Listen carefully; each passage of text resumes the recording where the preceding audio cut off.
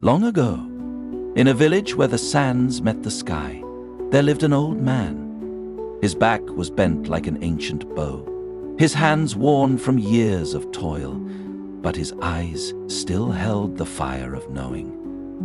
One morning, as the sun stretched its golden fingers over the land, the old man walked to the dry earth outside his home. In his hand, he carried a single grain of wheat, small and unassuming, like a whisper in a world that only listened to shouts.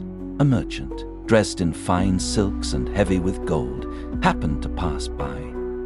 He stopped and watched as the old man knelt and pressed the seed into the ground. The merchant chuckled. "Old man, why do you trouble yourself? That seed will take months to grow, perhaps years to bear fruit. Do you not see your own shadow growing longer? You will never live to taste its harvest." The old man smiled, brushing the soil over the seed. His voice, though quiet, carried the weight of the wind itself. "Tell me, merchant, do you eat the fruit of trees you did not plant?"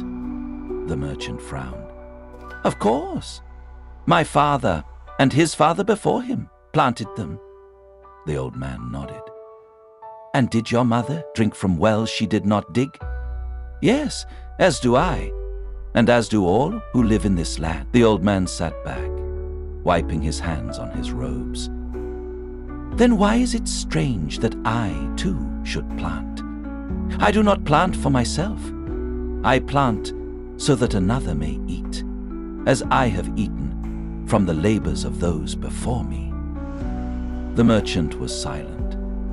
The desert wind whispered between them, carrying the scent of distant rain. Years passed by.